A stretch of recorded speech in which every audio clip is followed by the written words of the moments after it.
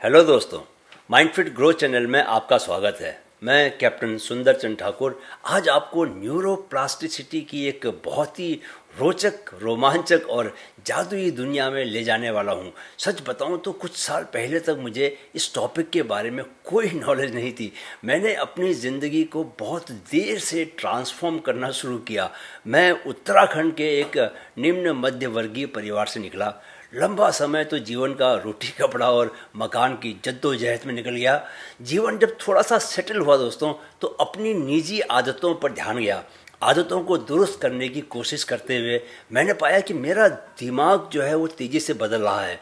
हालांकि मैं मेडिटेशन तो बहुत सालों से करता था, लेकिन 12 साल पहले मैंने मैराथन दौड़ना भी शुरू किया और उसके साथ प्रेजेंट मोमेंट में रहने का अभ्यास भी करना शुरू किया।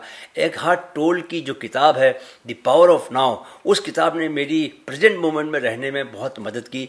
लॉकडाउन के दौरान मैंने योगा में टीचर्स ट्रेनिंग कोर्स भी किया और इसके बाद मैंने न्यूरो लिंग्विस्टिक प्रोग्रामिंग NLP का भी एक कोर्स किया। साथ में लाइफ कोच का भी मैंने कोर्स पूरा किया। यह सब करते हुए और इन सब को करने के बाद मेरे माइंड का काम करने का तरीका पूरी तरह बदलता हुआ मुझे महसूस हुआ। मैं पहले के मुकाबले अब लंबे पीरियड्स के लिए किसी भी काम पर फोकस करने लगा था। मेरी कंसंट्रेशन पावर बढ़ गई थी। बीइंग अ जर्नलिस्ट मुझे लिखना पड़ता है। मैंने नोट किया कि जिस लेख को लिखने में मुझे पहले 1 घंटा लगता था, उसे मैं अब महज 20 मिनट में लिख लेता था। यही नहीं, मैं घर में परिवारजनों के बीच अब ज़्यादा प्यार और सौहार्द के साथ रहने लगा था। मेरा गुस्सा ख़त्म हो चुका था। बीवी के झगड़े कहाँ गायब हुए पता ही न चला। मैं अब मुश्किल से मुश्किल काम और मुश्किल से मुश्किल व्यक्ति से सहज ही डील करने लगा था। मैं काफ़ी ऑर्गेनाइज होकर रहने लगा था और तेज़ी से नई स्किल्स सीख रहा था। मैंने इसी दौरान न्यूरोप्लास्टिसिटी के बारे में पढ़ा और मुझे समझने में देर नहीं लगी दोस्तों कि मुझ में आए तमाम पॉजिटिव बदलावों के लिए जो एक चीज़ जिम्मेदार थी, वह थी मेरे दिमाग की खुद को बदलने की पावर। यानी मैं समय के साथ बूढ़ा नहीं हो रहा था, बल्कि जवान होते जा रहा था। अगर मैं रनिंग की बात करूं तो जितनी तेज़ मैं इंडियन आर्मी की ट्रेनिंग के दौरान, यानी जब मैं 22 साल की उम्र का था, तब मैं जितनी तेज़ दौड़ता था, 56 की उम्र में अब भी मैं उतनी ही तेज़ दौड़ रहा था। यानी माइंड की पावर का असर जो है वो बॉडी की पावर में भी दिखने लगा था। आज हम इसी पावर पर इन डिटेल बात करेंगे। मुझे लगता है कि यह वीडियो आपके लिए लाइफ चेंजिंग साबित हो सकता है, बशर्ते कि आप ध्यान से और पूरा वीडियो देखें, बातों को समझें और उन्हें जीवन में अप्लाई करें। तो चलिए सबसे पहले समझ लेते हैं कि न्यूरोप्लास्टिसिटी है क्या। दोस्तों, इसे ठीक से समझने के लिए हमें कुछ वैज्ञानिक टर्म्स को भी समझना होगा। मैं उन्हें साथ ही साथ समझाने की कोशिश करूंगा। Right, neuroplasticity, the brain's ability to rewire itself. दोस्तों, न्यूरोप्लास्टिसिटी टर्म दिमाग की उस सामर्थ्य के लिए यूज होता है जिसके जरिए वह नए न्यूरल कनेक्शंस बनाते हुए खुद को जीवन पर्यंत लाइफ लॉन्ग रीऑर्गेनाइज करता रहता है। न्यूरो यानी नर्वस सिस्टम और प्लास्टिसिटी यानी मोल्ड करने का गुण।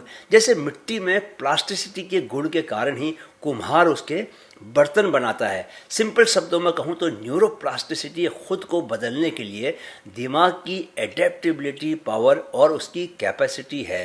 दोस्तों, एक समय था जब ये माना जाता था कि बुढ़ापे के आने पर शरीर के साथ दिमाग भी बूढ़ा हो जाता है, उसकी मेमोरी चली जाती है, कई तरह की दिमाग की बीमारियां घेर लेती हैं। नौकरी से रिटायरमेंट के साथ आदमी जिंदगी से भी रिटायरमेंट की तैयारी करता था, पर नहीं, न्यूरोप्लास्टिसिटी का सिद्धांत इस पुराने ख्याल को चुनौती देता है कि ब्रेन का स्ट्रक्चर फिक्स्ड है और एक उम्र के बाद वह बदलता नहीं। सब बदलता है दोस्तों, ब्रेन का स्ट्रक्चर भी बदलता है और काम करने का तरीका भी। यह कैसे होता है, इसे ठीक से समझ लें जरा। न्यूरोप्लास्टिसिटी 2 तरह की होती है। पहली, structural plasticity which brings physical changes in the brains structure. Structural plasticity का मतलब है ब्रेन की अलग अलग अनुभवों, लर्निंग और इन्वायरमेंटल चेंजेस के बीच अपने फिजिकल स्ट्रक्चर को रीऑर्गेनाइज करने की क्षमता। इसके तहत पहला तो न्यूरॉन्स के बीच जो सिनेप्टिक कनेक्शंस होते हैं उनका फॉर्मेशन, उनका एलिमिनेशन और मॉडिफिकेशन आता है, और दूसरा डेंड्राइट्स की ब्रांचिंग और मॉर्फोलॉजी में बदलाव भी आता है। अब आप पूछेंगे कि ये सिनेप्टिक कनेक्शंस और डेंड्राइट्स क्या हैं, तो आगे बढ़ने से पहले दोस्तों इन दोनों को हम समझ लेते हैं। What are synaptic connections? Synaptic connections neurons के बीच के जंक्शंस होते हैं जहाँ की कम्युनिकेशन होता है। ये कनेक्शंस न्यूरॉन्स को एक दूसरे को सिग्नल ट्रांसमिट करवाते हैं और न्यूरल कम्युनिकेशन के लिए सबसे बुनियादी ज़रूरत होते हैं। दो तरह के मुख्य सिनेप्टिक कनेक्शन होते हैं दोस्तों। पहला, केमिकल सिनेप्सिस। ब्रेन में ज़्यादातर सिनेप्टिक कनेक्शंस केमिकल सिनेप्सिस होते हैं। एक केमिकल सिनेप्स में ट्रांसमिटिंग न्यूरॉन प्री सिनेप्टिक जो न्यूरॉन होता है न्यूरोट्रांसमीटर्स को सिनेप्टिक क्लेफ्ट में रिलीज करता है। यह क्लेफ्ट प्री सिनेप्टिक न्यूरॉन के एक्सॉन टर्मिनल और रिसीविंग न्यूरॉन्स के डेंड्राइट या सेल बॉडी के बीच एक छोटा सा गैप होता है। ये न्यूरोट्रांसमीटर्स फिर रिसीविंग न्यूरॉन के रिसेप्टर से जुड़ जाते हैं, जिससे पोस्ट सिनेप्टिक न्यूरॉन की इलेक्ट्रिकल एक्टिविटी में बदलाव आ जाता है। दूसरा, इलेक्ट्रिकल सिनेप्सिस। इलेक्ट्रिकल सिनेप्सिस में न्यूरॉन्स गैप जंक्शन से सीधे कनेक्ट होते हैं, जो इलेक्ट्रिकल सिग्नल्स को एक न्यूरॉन से दूसरे न्यूरॉन में पास होने देता है। इलेक्ट्रिकल सिनेप्सिस थोड़े कम होते हैं, लेकिन ये न्यूरॉन्स के बीच रैपिड कम्युनिकेशन करवाते हैं। चलिए अब जरा डेंड्राइट्स से भी निपटा जाए कि ये क्या भला है। What are dendrites? Dendrites neuron के सेल की बॉडी से निकलने वाले ब्रांच्ड प्रोजेक्शंस होते हैं जो कि दूसरे न्यूरॉन से सिग्नल लेते हैं। वे डेंड्रिटिक स्पाइंस कहलाने वाले पोस्ट्रूजन से कवर्ड होते हैं, जहाँ की ज़्यादातर एक्साइटेटरी यानी जीवंत सिनेप्टिक कनेक्शंस बनते हैं। डेंड्राइट्स इनकमिंग सिग्नल्स लेकर उसे सेल बॉडी से इंटीग्रेट करते हैं। अगर जो इंटीग्रेटेड सिग्नल एक खास सीमा से ऊपर जाता है तो न्यूरॉन्स एक्शन पोटेंशियल पैदा करते हैं, जो कि बेसिकली एक इलेक्ट्रिकल इम्पल्स होता है जो दूसरे न्यूरॉन्स को इंफॉर्मेशन ट्रांसमिट करने के लिए न्यूरॉन्स के एक्सॉन तक जाता है। डेंड्राइट्स ब्रेन के भीतर सूचना को प्रोसेस करने में अहम भूमिका निभाते हैं, क्योंकि वे ही दूसरे न्यूरॉन्स के माध्यम से इनपुट लेते हैं और इसे यह निश्चित करने के लिए इंटीग्रेट करते हैं कि न्यूरॉन्स किसी सिग्नल को दूसरे न्यूरॉन्स तक पहुंचाने के लिए एक्शन पोटेंशियल फायर करे या नहीं। कुल मिलाकर यह समझ लीजिए दोस्तों कि सिनेप्टिक कनेक्शंस न्यूरॉन्स के बीच कम्युनिकेशन के पॉइंट्स होते हैं, जहां सिग्नल्स को केमिकली या इलेक्ट्रिकली ट्रांसमिट किया जाता है, जबकि डेंड्राइट्स न्यूरॉन्स के ऊपर लगे स्पेशलाइज्ड स्ट्रक्चर्स होते हैं जो सिग्नल्स लेते हैं और इनकमिंग इंफॉर्मेशन को इंटीग्रेट करने में मुख्य भूमिका निभाते हैं। सिनेप्टिक कनेक्शंस और डेंड्राइट्स नर्वस सिस्टम में कम्युनिकेशन के एक बहुत ही कॉम्प्लेक्स नेटवर्क को चलाते हैं।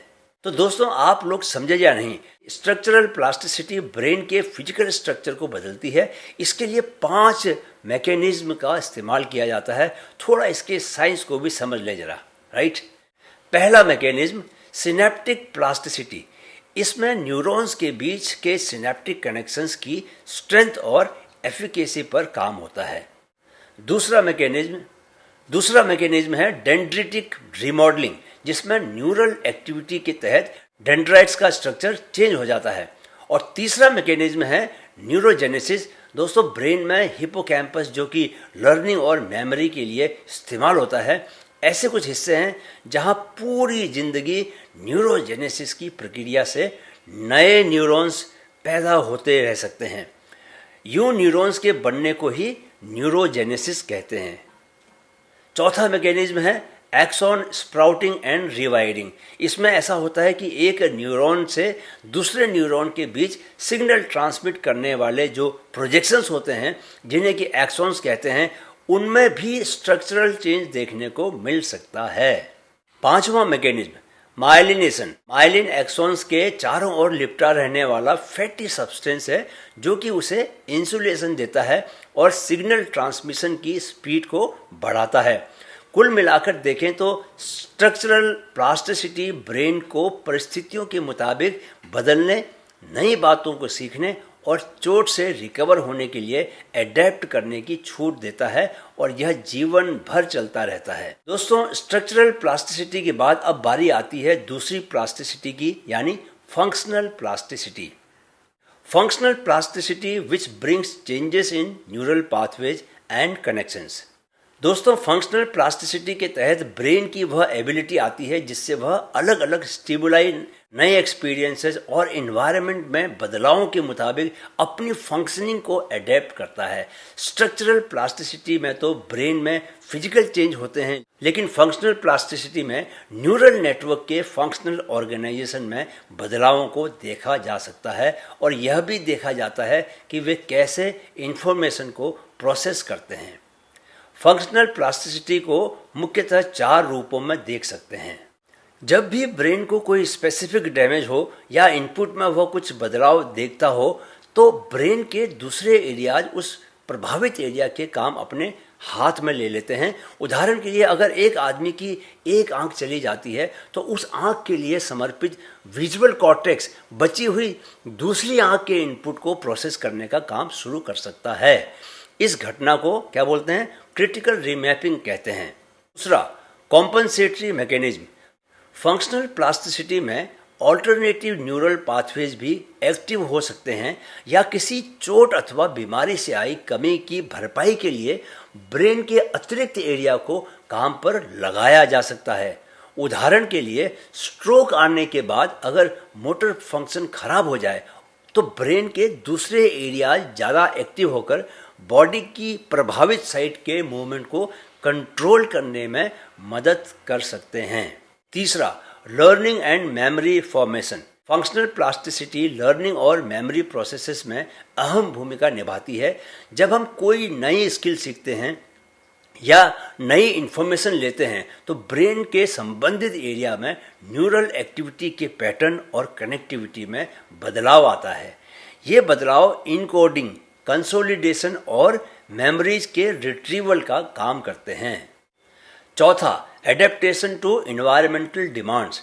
हमारा ब्रेन इन्वायरमेंट में बदलावों और बिहेवियरल डिमांड्स के तहत आने वाले बदलावों के जवाब में अपनी फंक्शनिंग को एडेप्ट कर सकता है। उदाहरण के लिए, बहुत ज़्यादा ट्रेनिंग और प्रैक्टिस के कारण हमें संगीतकारों के ब्रेन के उन एरियाज में फंक्शनल प्लास्टिसिटी देखने को मिल सकती है जो ऑडिटरी प्रोसेसिंग और मोटर कंट्रोल के काम में लगे होते हैं। कुल मिलाकर यह कि दोस्तों, फंक्शनल प्लास्टिसिटी न्यूरोप्लास्टिसिटी का एक बहुत ही बुनियादी पहलू है जो कि बाहरी इन्वायरमेंट में बदलावों या ब्रेन की फंक्शनिंग को बढ़िया बनाए रखने और जीवन पर्यंत लाइफ लॉन्ग नया कुछ सीखते रहने के लिए ब्रेन की गजब की क्षमता दिखाता है। चलिए दोस्तों, अब जानते हैं कि पर्सनल डेवलपमेंट के लिए हम न्यूरोप्लास्टिसिटी का कैसे उपयोग कर सकते हैं। Harnessing neuroplasticity for personal development. दोस्तों, अब सवाल यह है कि हम इस करामाती न्यूरोप्लास्टिसिटी का अपनी लाइफ में ग्रोथ के लिए क्या कर सकते हैं, कैसे इसका इस्तेमाल कर सकते हैं। तरीके तो बहुत हैं, पर मैं आप लोगों को बहुत बेसिक 4 तरीके बताने वाला हूँ। राइट, ध्यान से सुनिए और इसको फॉलो भी करें अपनी लाइफ में। पहला तरीका, कुछ ना कुछ नया सीखते रहो। दोस्तों, मैंने पिछले 2 साल में बहुत कुछ नया सीखा है और अब मैं और भी नई चीज़ें सीखने की फिराक में हूँ क्योंकि इससे मुझे बहुत फ़ायदा हो रहा है। पिछले 2 सालों में मैं एक योगा टीचर बना। मैंने NLP यानी न्यूरो लिंग्विस्टिक प्रोग्राम्स का कोर्स पूरा किया। मैं 3 साल से संगीत भी सीख रहा हूँ और 3 साल पहले जबकि मैं गाता कम था और गधे के माफिक ढेंचू ज़्यादा करता था, अब मैं बदल गया हूँ और थोड़ा सुर पकड़ने लगा हूँ, गले में भी और हारमोनियम पर भी। बड़ी बात यह है कि संगीत ने मेरे जीवन से बोरियत नाम की चीज़ को हमेशा के लिए गायब कर दिया है। मैंने इसी दौरान प्रॉपर फ्री स्टाइल में स्विमिंग करना भी सीखा क्योंकि मेरा एक लक्ष्य यह भी है कि मैं 2 या 3 साल के भीतर फुल आयरनमैन ट्राई कर लूँ। इस बीच मैंने लाइफ कोच और माइंड कोच के सर्टिफिकेट कोर्सेज भी पूरे किए। अपने यूट्यूब वीडियोज़ को बढ़िया बनाने के लिए वीडियो एडिटिंग सीखी, माइंडफुलनेस का कोर्स किया। ये सभी चीज़ें बिल्कुल आसान न थी, लेकिन माइंड की न्यूरोप्लास्टिसिटी ने मेरी बहुत मदद की और अब वह सब कुछ सीखा हुआ मेरे काम आ रहा है। मेरी लाइफ को उसने और ज़्यादा समृद्ध और ज़्यादा रिच बनाया है। मुझे नई चीज़ें सीखने के फ़ायदों का अंदाज़ा अब हो गया है, इसलिए मैं अब कोई भी नई स्किल सीखने का मौका नहीं छोड़ता। और इन सब की वजह से हुआ यह है कि मुझे 56 साल की उम्र है, 20s की उम्र का आनंद आ रहा है, वह चाहे फिजिकल लेवल पर हो या वो मेंटल लेवल पे। इसलिए आप सुनिश्चित करें कि आप कोई नई लैंग्वेज या कोई नया म्यूजिकल इंस्ट्रूमेंट जैसे ब्रेन को चैलेंज करने वाली कोई स्किल लगातार सीखते रहें, राइट। इससे आपके ब्रेन में नए न्यूरल कनेक्शंस बनेंगे और न्यूरॉन्स भी बढ़ेंगे, राइट। दूसरा तरीका, माइंडफुलनेस और मेडिटेशन की प्रैक्टिस। दोस्तों, माइंडफुलनेस और मेडिटेशन की डेली प्रैक्टिस आपके ब्रेन के अटेंशन को रेगुलेट करने वाले और इमोशंस को कंट्रोल करने वाले स्ट्रक्चर और फंक्शन को बदलकर न्यूरोप्लास्टिसिटी को बढ़ा सकती है। मेरे साथ बिल्कुल एग्जैक्टली यही हुआ है, क्योंकि मैं देख रहा हूँ कि 15 साल की मेडिटेशन प्रैक्टिस की वजह से मेरा गुस्सा छूमंतर हो चुका है और अब मैं अपने इमोशंस को भी बेहतर कंट्रोल करता हूँ। ऐसा नहीं कि पत्थर दिल संग दिल हो गया हूँ, जहाँ ज़रूरी है वहाँ इमोशनल भी होता हूँ, लेकिन वाहियात ढंग से नहीं, नुकसान करने वाला इमोशनल नहीं होता अब। तीसरा तरीका, रेगुलर फिजिकल एक्सरसाइज। दोस्तों, अगर 56 साल की उम्र में मैं 20s की उम्र की तुलना में ज़्यादा अच्छा परफॉर्म कर रहा हूँ, तो इसकी कोई ना कोई वजह तो ज़रूर होगी। ऐसा पाया गया है कि रेगुलर फिजिकल एक्सरसाइज न्यूरॉन्स के ग्रोथ और सर्वाइवल को सपोर्ट करने वाले ग्रोथ फैक्टर्स को प्रमोट कर न्यूरोप्लास्टिसिटी को बढ़ाती है। चौथा तरीका, हेल्दी लाइफस्टाइल। अगर आप प्रॉपर न्यूट्रिशन, गहरी हेल्दी और एडिक्वेट स्लीप और स्ट्रेस मैनेजमेंट के जरिए यह सुनिश्चित करते हैं कि आप एक हेल्दी लाइफस्टाइल जी रहे हैं, तो यह भी ऑप्टिमल ब्रेन फंक्शन और प्लास्टिसिटी को सपोर्ट करता है। तभी आप पाते हैं कि 80 साल के गुलजार साहब आज भी इतने हंसमुख और फिट क्यों दिखाई देते हैं? क्यों? क्योंकि वे एक्सरसाइज करते हैं और हेल्दी लाइफ जीते हैं।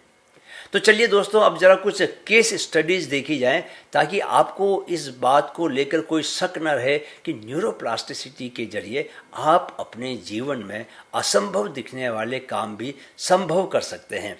यहाँ मैं आपके लिए कुछ ऐसे उदाहरण लाया हूँ जहाँ की हम देखेंगे कि कुछ लोगों ने कैसे अपनी पर्सनल ग्रोथ के लिए न्यूरोप्लास्टिसिटी का इस्तेमाल किया। पहली case study, overcoming stroke with neuro rehabilitation. दोस्तों, ये मेरे एक बहुत ही करीबी मित्र, अच्छे परिचित के साथ अभी कुछ दिन पहले ही हुआ।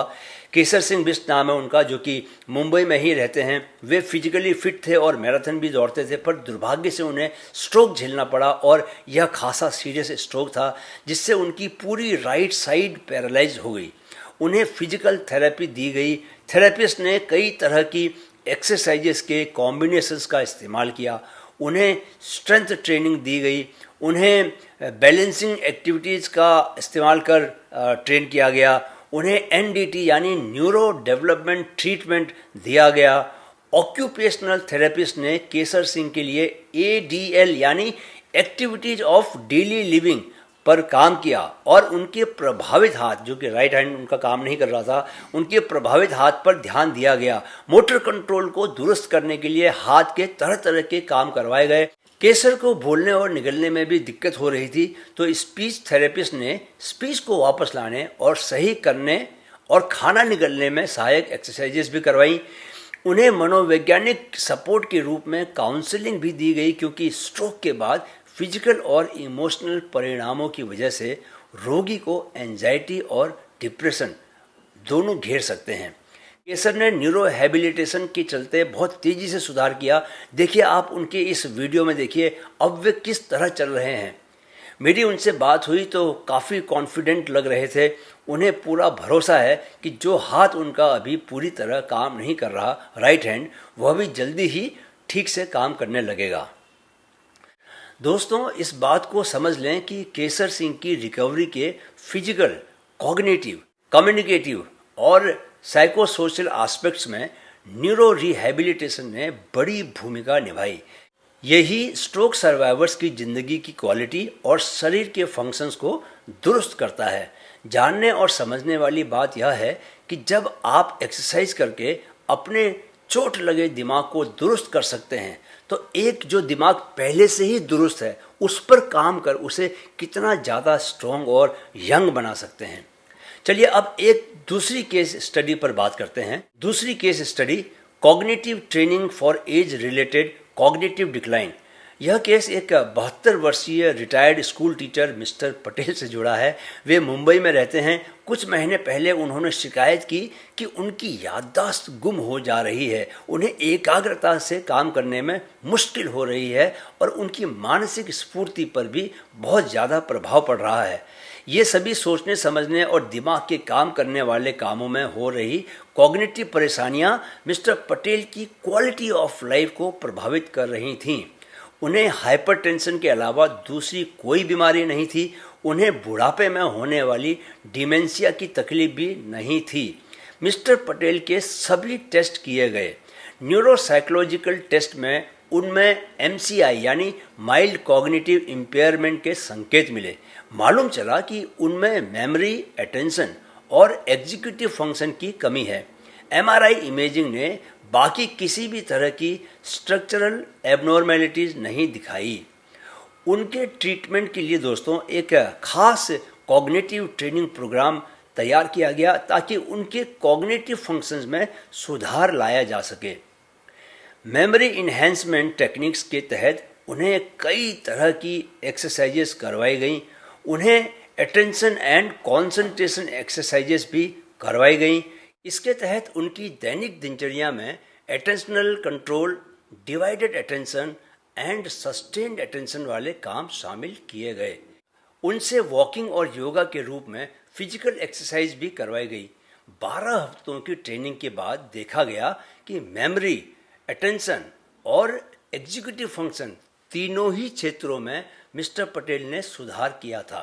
उन्हें मेमोरी लैप्स होना बंद हो गया, उनका कंसंट्रेशन भी बढ़ गया और अपनी कॉग्निटिव एबिलिटीज को लेकर उनका आत्मविश्वास फिर से वापस लौट आया। दोस्तों ये दोनों केस स्टडीज दिखाती हैं कि जब भी दिमाग के लिए चुनौतियां आती हैं, चाहे वो चोट लगने से आए या उम्र ज़्यादा होने और निष्क्रिय बैठने की वजह से, हम थोड़े लाइफस्टाइल में बदलाव और कॉग्निटिव ट्रेनिंग के जरिए उनका मुकाबला कर सकते हैं। यह साफ है कि न्यूरोप्लास्टिसिटी जीवन भर हमारे पर्सनल डेवलपमेंट और ग्रोथ के लिए एक गजब की चीज़ है। इसे आप अलादीन का चिराग ही समझिए, क्योंकि यह आपको जादुई नतीजे दे सकती है। जो लोग यंग हैं वे तो इसका भरपूर फ़ायदा ले ही सकते हैं, लेकिन जो अपनी युवावस्था की दहलीज पर हैं वे भी अपने माइंड की पावर को बनाए रखकर निरंतर पर्सनल ग्रोथ के रास्ते पर आगे बढ़ते रह सकते हैं। हमारे तो दोस्तों चैनल का नाम ही माइंड फिट ग्रोथ है। हम तो न्यूरोप्लास्टिसिटी पर पूरा यकीन करते हैं और चाहते हैं कि प्रकृति नेचर द्वारा इंसान को दी गई इस विलक्षण शक्ति का सब फायदा उठाएं और हमारे साथ साथ ग्रो करें। दोस्तों अब हम वीडियो के अंत में आ चुके हैं। न्यूरोप्लास्टिसिटी पर अभी बहुत सारी बातें और भी की जा सकती थी, क्योंकि यह टॉपिक बहुत इम्पोर्टेंट है और बहुत बड़ा है, लेकिन समय की भी सीमा है हमारे लिए। अगले वीडियो में दोस्तों हम सक्सेस माइंडसेट पर बात करेंगे। एक ऐसे माइंडसेट पर जिसे अगर आपने हासिल कर लिया तो सक्सेस अपने आप ही आपका पता पूछती हुई आएगी। तब तक आप न्यूरोप्लास्टिसिटी को जानिए और समझिए और इसे बढ़ाने वाले काम करने की आदत बनाइए। अपने नॉन डोमिनेंट हाथ से काम करने की कोशिश करें। अगर राइटी हैं तो लेफ्ट हैंड से काम करने की कोशिश करें। इससे भी आपका न्यूरॉन्स बढ़ते हैं। हाथों के कई और मूवमेंट ऐसे हैं जो आपके दिमाग के लिए बहुत चैलेंजिंग होते हैं। जैसे आप क्या ऐसा कर सकते हैं, एक हाथ सीधा घुमाएं और एक हाथ उल्टा। ऐसे मूवमेंट ब्रेन में न्यूरॉन्स को बढ़ाते हैं। दोस्तों वीडियो पसंद आया है तो कृपया लाइक और शेयर जरूर करें। मेरे 10 मिलियन यानी 1 करोड़ युवाओं तक इस चैनल को पहुंचाने के मिशन में सहयोगी बने और चैनल को सब्सक्राइब ज़रूर करें। यह मेरा प्रयोग भी है कि अगर आप कंसिस्टेंट रहते हैं तो रिजल्ट मिलता है या नहीं। करीब 2 महीने में इस चैनल के 200 सब्सक्राइबर बने हैं। 2 साल में 10 लाख होंगे। इस बात को मैं आज यहाँ दर्ज कर रहा हूँ। एक बात याद रखें दोस्तों कि हमेशा वर्तमान पल में जिएं, क्योंकि जीवन का सुख वही है। क्योंकि असली जीवन भी वही है। जाने से पहले मेरे साथ कहते जाएं, मन में है तो मुमकिन है, मन में है तो मुमकिन है। नमस्कार।